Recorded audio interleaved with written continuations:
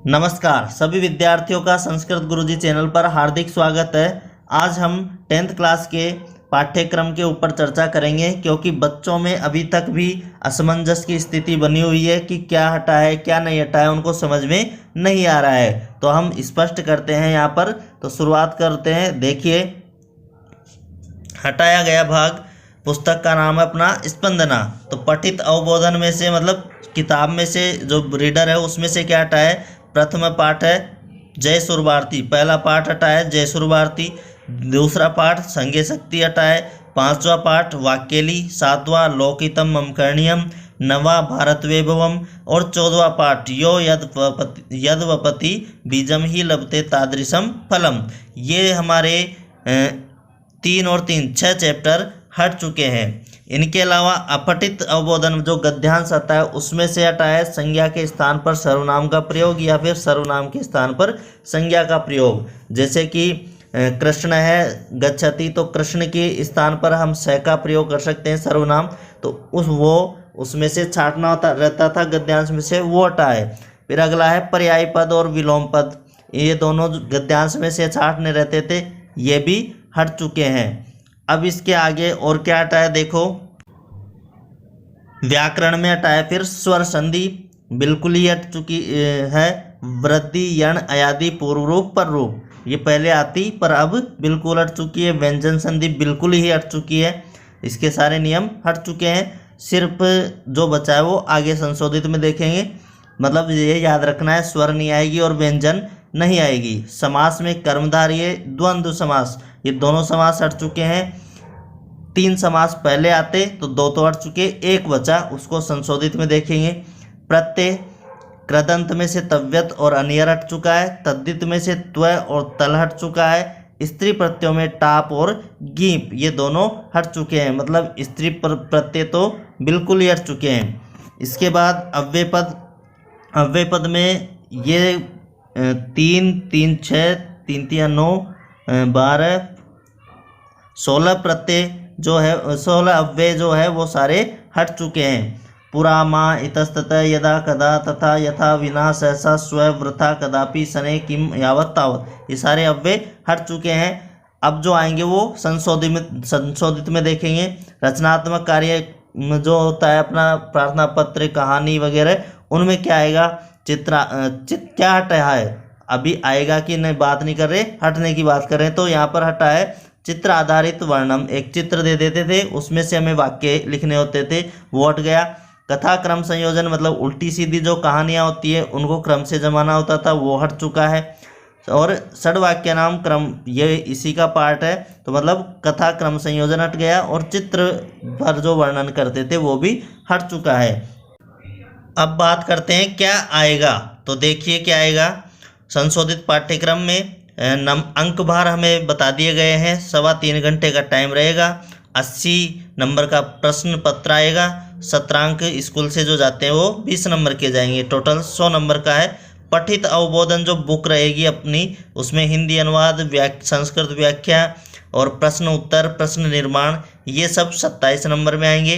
अपठित अवबोधन गद्यांश 10 number का आएगा। व्याकरण 25 नंबर की आएगी। रचनात्मक कार्य जो है वो 18 नंबर का, टोटल 80 नंबर का। तो इनको हम अलग अलग देख लेते हैं क्या क्या आएगा। देखिए, पहले अपने पठित अवबोधन में से देखते हैं।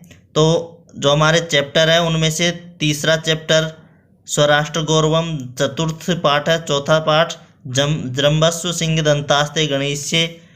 छठा पाठ महाराणा प्रताप। 8वां पाठ कर्मयोगी स्वामी केशवानंद।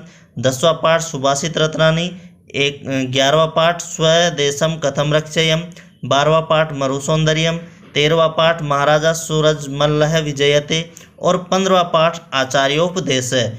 ये सारे चैप्टर हमारे सिलेबस में है। 27 नंबर के इनमें से क्वेश्चन आंसर भी आएंगे, संस्कृत व्याख्या भी आएगी, हिंदी अनुवाद भी आएगा और प्रश्न उत्तर भी, प्रश्न निर्माण और प्रश्न उत्तर तो आएंगे ही। मतलब ये सारी चीज़ें 27 नंबर में डिवाइड हो चुकी है। अब अपना सेकंड पार्ट आएगा अपठित अवबोधन मतलब गद्यांश, जो कि अपठित हो, बिना पढ़ा हुआ हो। तो उसमें से हमें शीर्षक छांटना रहता है, तो शीर्षक डालना 1 नंबर का आएगा। संस्कृत माध्यमेन प्रश्नोत्तराणि, संस्कृत के माध्यम से हमें प्रश्न उत्तर देने हैं। क्वेश्चन आएगा, उसका उत्तर उसमें से छांटना है, ढूंढना है और उसको अच्छे से जमाना है। 5 नंबर के यो आएंगे। फिर अनुच्छेद आधारित भाषिक कार्यम इत्यनेन अभिप्रेतम अस्ति, मतलब जो उसमें कुछ वाच्य, कुछ ऐसा सिस्टम रहता है। विलोम शब्द तो हमारे हट ही चुके हैं, तो भाषिक कार्यम में आएंगे, जैसे वाक्यसु कर्तृ क्रियापद चयनम, कर्ता और क्रिया का चयन करना है वाक्य में। कर्तृ क्रियान्विति, विशेषण विशेष्यान्विति, मतलब विशेषण विशेष से छांटना है, कर्ता और क्रिया छांटना है। इसके अलावा फिर व्याकरण में आएंगे। तीसरा टॉपिक तो संधि में विसर्ग संधि है, विसर्ग के 4 नियम है।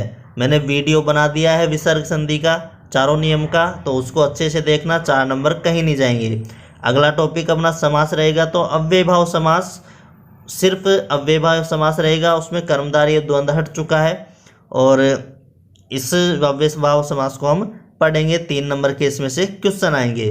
कारकानी, कारक के पूरे ऐसे कैसे आएंगे, सभी उपपद विभक्तियां हैं और सामान्य परिचय आएगा। 3 नंबर के इसमें से क्वेश्चन आएंगे। प्रत्यय, सत्रिसानच, मतुप, इन, ठक, बस 5 प्रत्यय बचे हुए हैं, तो इनको हम आसानी से समझ लेंगे। अव्यय पद, जो पाठ्य पुस्तक कथायाम अनुच्छेदे संवादे पद्य व अव्ययानाम प्रयोग, इन कहीं पर भी पूछ सकता है अव्ययों का प्रयोग। तो ये सारे जो बचे हुए अव्यय हैं, 16 तो हट चुके, बाकी इतने सारे अभी बचे हुए हैं, तो इनको हम अच्छे से पढ़ेंगे। 3 नंबर इनमें आसानी से आ जाएंगे। अव्यय पद कितने हो गए, ये 3, 3 6, 3 3 9, 3 4 12 और 15 जो अव्यय है इनको पढ़ेंगे और आपको भी सिलेबस के अनुसार इनको ही पढ़ना है।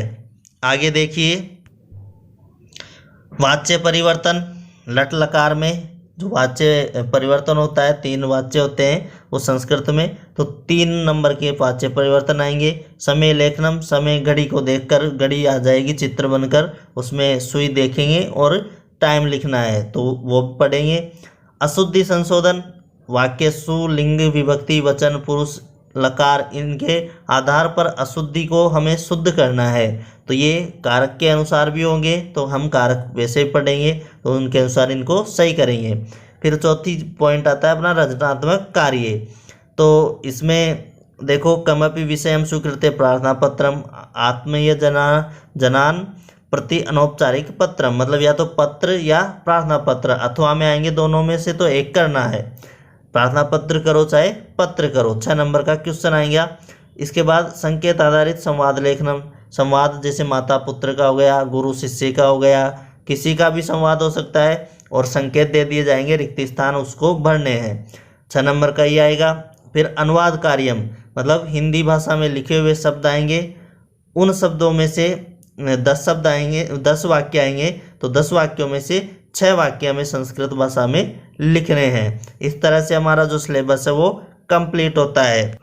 अब हमें जो हटा है उससे कोई लेना देना नहीं है, हमें सिर्फ और सिर्फ अभी सिलेबस पर ही फोकस करना है, उसी को हम पढ़ेंगे अच्छे से और अच्छा परिणाम लाएंगे। तो अच्छे से आपको सारा सिलेबस कवर करना है, हम यहाँ पर कोशिश पूरी कर रहे हैं, आपको पूरी कोशिश करनी है। धन्यवाद, शुभ दिन।